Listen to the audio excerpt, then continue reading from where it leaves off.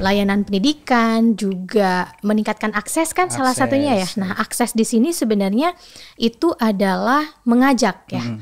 Mengajak anak yang tidak sekolah untuk kembali bersekolah misalkan. Nah, harapannya dengan adanya dana BOS ini mampu mengajak anak yang tidak bersekolah menjadi sekolah sehingga aksesnya itu bisa meningkat.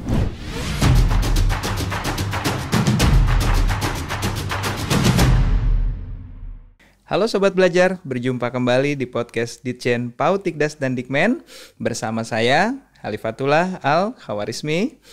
Episode kali ini kita akan membahas mengenai Merdeka Belajar episode ketiga, yaitu penyaluran dan penggunaan dana bantuan operasional sekolah atau BOS.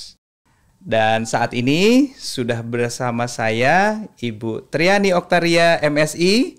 Beliau adalah tim BOS dari Sekretariat Direktorat Jenderal Pendidikan Anak Usia Dini, Pendidikan Dasar, Pendidikan Menengah pada Kementerian Pendidikan, Kebudayaan, Riset, dan Teknologi. Selamat datang Bu Tri. Terima kasih banyak sudah hadir di studio kami.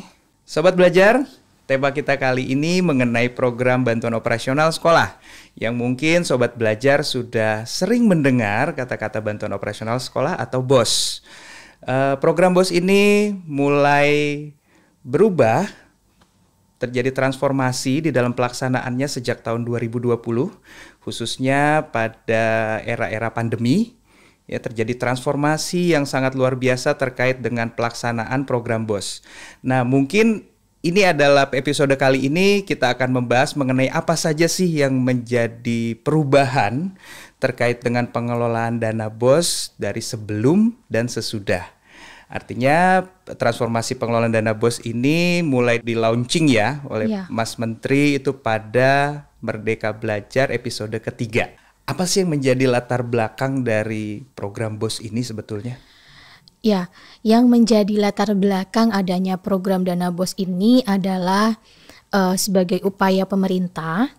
Di dalam undang-undang disebutkan bahwa setiap warga negara berhak mendapatkan layanan pendidikan. Nah, salah satu upaya mengejawantahkan dari tugasnya pemerintah terkait tersebut itu adalah dengan pemberian dana BOS. Nah, dana BOS ini sebelumnya dulu adalah namanya jaminan pengaman sosial, yang selanjutnya berubah menjadi dana BOS sejak 2005. Nah, jadi kalau sekarang dihitung di 2022 itu mungkin sudah ke 17 tahun ya terkait dengan program ini. Hanya memang transformasinya cukup banyak yang dilakukan perubahan itu ya, dari satuan biaya, mekanisme penyaluran dan sebagainya. Dana BOS ini tadi Mas Rizmi juga sudah sebutkan di awal bahwa dana yang diberikan kepada satuan pendidikan ya. Nah, tujuannya untuk apa sih? Namanya bantuan gitu ya. Undang-undang otonomi daerah gitu ya, bahwa pendidikan itu adalah tanggung jawabnya pemerintah pusat, pemerintah daerah dan juga masyarakat. Nah, pemerintah pusat ini adalah kita ya, melalui dana BOS. Dana BOS ini dari pemerintah pusat ke satuan pendidikan sebagai bantuan. Nah, jadi fullnya sebenarnya itu adalah tugasnya dari si pemerintah daerah ya, karena kita bisa sharing antara pemerintah pusat dan pemerintah daerah dan juga masyarakat. Tujuannya untuk memenuhi biaya operasi ya yang dilakukan oleh satuan pendidikan ya, operasional rutin misalkan ya, terkait dengan pengelolaan sekolah dalam rangka pembelajaran ya, mendukung pembelajaran di satuan pendidikan. Ya, artinya dengan program BOS ini diharapkan sekolah bisa menyelenggarakan layanan pendidikannya. Ya, layanan pendidikan juga meningkatkan akses kan salah satunya ya. Nah, akses di sini sebenarnya itu adalah mengajak ya, mengajak anak yang tidak sekolah untuk kembali bersekolah misalkan. Nah, harapannya dengan adanya dana BOS ini mampu mengajak anak yang tidak bersekolah menjadi sekolah sehingga aksesnya itu bisa meningkat gitu kan, akses dari layanan pendidikan di wilayah tersebut. Ya, artinya mungkin secara pendidikan mungkin membutuhkan biaya yang mahal, tapi dengan adanya BOS bisa memperingan biaya pendidikan dari siswa sehingga bisa menarik siswa yang tadinya putus sekolah karena masalah biaya kembali ke sekolah. Mungkin seperti itu ya, Putri ya. Baik, terkait dengan tadi kita bicara mengenai transformasi. Program BOS ini satu terobosan ya, kalau tadi di awal dari tahun 2005 gitu ya. Pada tahun 2020 ini kan program BOS melalui Merdeka Belajar episode ketiga ini mengalami perubahan yang cukup luar biasa. Wah, transformasi pendidikan ya. Transformasi pendidikan. Boleh nggak sedikit ceritakan mengenai transformasi apa saja sih yang berubah? Transformasi pendidikan ini luar biasa kita lakukan dan jarang sekali ada yang berani untuk mendobrak itu semua gitu ya. Karena di awalnya itu dana BOS ini disalurkan melalui rekening dari kas umum negara gitu kan, dari kas negara kita ke kas umum daerah provinsi yang selanjutnya ke satuan pendidikan. Nah, di sini tentunya ada birokrasi di level daerah. Nah, ketika salur langsung gitu kan, pada saat itu 2020 pada saat masa pandemi juga gitu ya, Pak Menteri memutuskan untuk menyederhanakan birokrasi, mempercepat penyaluran atau mempercepat penerimaan di satuan pendidikan dilakukan salur langsung. Jadi sebenarnya salur langsung ini adalah membantu dari sisi daerah sendiri. Jadi pemerintah pusat membantu daerah dalam hal penyaluran saja. Jadi peran yang lainnya tetap dilakukan oleh pemerintah daerah. Ada beberapa kelebihannya, positifnya dari penyaluran langsung ini. Yang pertama ya tadi menyederhanakan birokrasi yang tadinya ibaratnya stepnya 2 langkah, kita menjadi 1 langkah. Nah, kemudian mempercepat penerimaan di satuan pendidikan. Jadi yang biasanya penyaluran atau penerimaan di satuan pendidikan itu kan sangat beragam. Bisa dibayangkan kita ada 34 provinsi yang mungkin birokrasinya beda-beda. Ada yang satunya kendala dari pemerintah daerah setempat karena kan memang ketika penyaluran itu ada beberapa proses. Misalkan proses A, B, C. Nah, provinsi A di tahap A-nya yang lambat, provinsi B mungkin di tahap C-nya yang lambat, otomatis itu memperpanjang waktu kan, memperlama gitu ya. Nah, ketika di pusat ini dibarengkan bisa serentak 34 provinsi.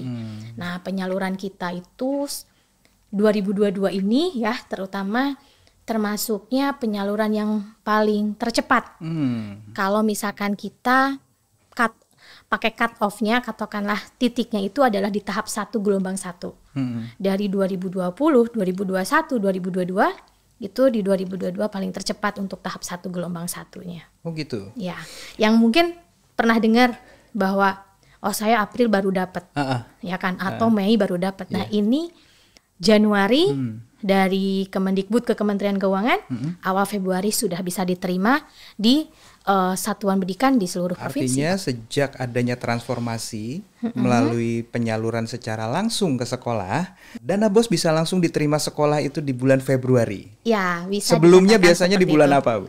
Tergantung. Jadi itu tergantung dari kinerja pemerintah daerah masing-masing. Ya tadi saya ada yang sampaikan. Bulan April gitu ada ya. yang bulan April atau Maret gitu kan.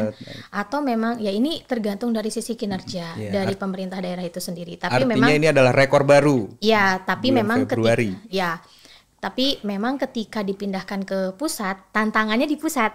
Ya, tantangannya ada di kita gitu kan, bagaimana kita bisa mempercepat. Terkait salur langsung tadi ya. Sebelumnya kan penyaluran dana BOS ini kita tahu lewat transfer daerah. Dari rekening kas umum negara ke rekening kas umum daerah, baru dari rekening kas umum daerah ke sekolah. Nah, sekarang tidak lagi lewat rekening kas umum daerah, langsung ke sekolah tadi kan ya. Kalau gitu peran Pemdanya apa sebetulnya? Peran Pemdanya pada prinsipnya tuh masih sama, masih dalam tahap ada dalam perencanaannya ada ya, pelaksanaan, lalu pendampingan, pertanggungjawaban, pelaporan dan sebagainya itu masih tetap sama. Hanya yang biasanya bahkan mungkin di kabupaten kota, di level kabupaten kota itu cenderung sama. Karena kalau sebelumnya itu di tingkat provinsi, kan kita ada kewenangan provinsi, ada kewenangan kabupaten kota. Jadi kalau di sebelum tahun 2020 yang melakukan itu adalah pemerintah daerah provinsi. Kabupaten kan sebagai penerima berarti ya. Nah, ini sama. Jadi yang bagian penyaluran saja yang diambil tugasnya oleh pusat, sedangkan selainnya itu tetap peran pemerintah daerah. Dari sisi persiapan data jelas, sebelum data kita lakukan penetapan tentunya harus ada verifikasi dan validasi dari pemerintah daerah setempat, itu kan sebelum kita cut off ya. Cut off. Jadi harapannya memang pada saat kita cut off data itu sudah melalui proses persiapan dari sisi Pemda sendiri untuk melakukan verifikasi bahwa ini adalah sekolah yang aktif, misalkan tutup, izin operasionalnya lengkap dan sebagainya gitu ya. Jadi pada saat kita cut off itu sudah tidak terlalu banyak karena memang melalui verifikasi di pemerintah sendiri, daerah sendiri. Dalam hal pada saat dana itu sampai ke satuan pendidikan. Nah, kita juga ada aturan kan terkait dengan Permendagri bahwa dana transfer daerah, salah satunya dana BOS itu mengikuti tata pengelolaan keuangan daerah, ya kan. Nah, otomatis di sana ada peran daerah dalam rangka mencatatkan, gitu ya. Kemudian pada saat pencatatan itu tentu ada perencanaan, ya, perencanaan bagaimana sinergitas perencanaan sekolah dengan pemerintah daerah. Otomatis di situ pemerintah daerah harus ada peran. Nah, selanjutnya lagi setelah di perencanaan pada saat pelaksanaan, ya kan? Pada saat pelaksanaan bagaimana sekolah itu melaksanakan pemanfaatan dana BOS yang ada di RKS itu sesuai dan akuntabel, tentu harus didampingi, dibina oleh pemerintah daerah. Seperti itu, Mas. Sehingga nanti pelaporannya pun akan seimbang atau balance ya, antara misalkan yang sebelumnya direncanakan oleh sekolah, lalu sekolah juga merealisasikan sesuai dengan RKS, dan RKS itu yang sudah dicatatkan oleh pemerintah daerah sehingga balance. Apa saja yang harus diperhatikan oleh sekolah dan Pemda ya kalau terkait dengan penyaluran ini agar smooth, agar bisa terrealisasi dengan lancar, mungkin seperti itu. Oke, kalau dalam konteks penyaluran Mas Rizmi, itu saat ini mungkin rekening satuan pendidikan karena konteks penyaluran dan pelaporan ya. Jadi syarat penyaluran di tahun 2022 ini ada rekening satuan pendidikan yang standar dan pelaporan. Ya, kita tahu ya bahwa pada saat penyaluran awal langsung kita tidak memiliki rekening yang di pusat itu tidak memiliki rekening yang benar-benar tervalidasi gitu ya, sehingga kita tarik dari, kita himpun rekeningnya dari satuan pendidikan sebagai dasar kita penyaluran. Nah, kita ada proses retur, terjadi retur dari rekening yang diinputkan oleh satuan pendidikan itu. Retur kita cukup ya, kalau kita bandingkan, kita kan ada 217 ribuan sekolah ya. Kalau misalkan 3.000 sekolah dari 217 ribu mungkin nggak nyampe 10% kan. Tapi ketika udah ribuan juga teriakannya lumayan gitu ya. Kalau memang tidak salur atau terjadi retur. Nah, di 2020 sekitar 3 ribuan. Namun kita melakukan perbaikan, Mas. Ya, ada evaluasi, kita lakukan rekening yang standar. Rekening standar ini baru dilakukan di 2022 sebagai bahan transformasi juga dalam hal penyaluran. Jadi rekening itu harus diawali nomenklaturnya itu dengan NPSN. Jadi NPSN itu kan nomor pokok sekolah nasional. Nah, jadi sudah melekat ke sekolah itu. Kemudian yang sebelumnya inputan rekening itu oleh sekolah, itu sekarang oleh dinas. Jadi kita untuk kontrol kita juga lewat pemerintah daerah setempat gitu ya, sehingga lingkup kontrolnya juga semakin lebih kecil, lebih mudah terkontrol karena kita langsung berhubungan, berkoordinasi langsung dengan dinas ya, yang sebelumnya oleh sekolah ya. Bisa dibayangkan 217 ribu sekolah gitu ya menginput gitu kan. Ya mungkin ada salah input rekening dan sebagainya gitu kan, tapi sekarang katakanlah diminimalisir dengan di lingkup Pemda. Nah, seperti itu. Kemudian laporan di rekening. Terus laporan kita tahu pada saat transformasi penyaluran langsung, laporan menjadi syarat penyaluran.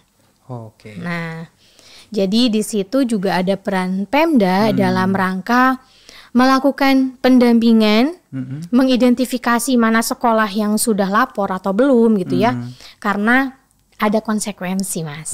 Jadi konsekuensi ketika tidak lapor ya tidak salur. Oh. Jadi tentunya ketika tidak salur bisa dibayangkan berarti sekolah tidak mendapatkan layanan operasional dari dana BOS. Nah, sesuai dengan aturan kembali ke Juknis kita bahwa dalam hal terdapat satuan pendidikan tidak menerima dana BOS, maka untuk satuan pendidikan negeri menjadi beban atau tanggung jawab pemerintah daerah setempat.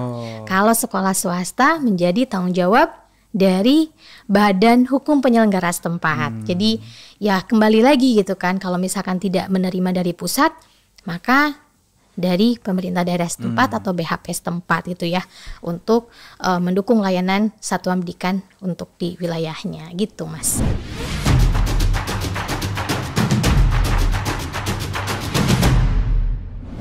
Dulu pernah maksimal 20%. Ya. Terus itu sudah maksimal, terus ada lagi minimal 5%, ya kan ya. Nah sekarang artinya itu persentase tersebut itu ya kita hilangkan, ya kecuali memang terkait dengan pembayaran honor ya. Nah itu fleksibilitasnya itu adalah di masa pandemi. Jadi ketika di masa pandemi gitu kan, ya tidak ada batasan persentase. Untuk komponen apapun. Tapi ketika sudah kembali normal, khusus untuk honor maksimal 50%. 50%. Baik negeri maupun swasta. Kalau sebelumnya di aturan-aturan sebelumnya ada, negeri hanya 15%.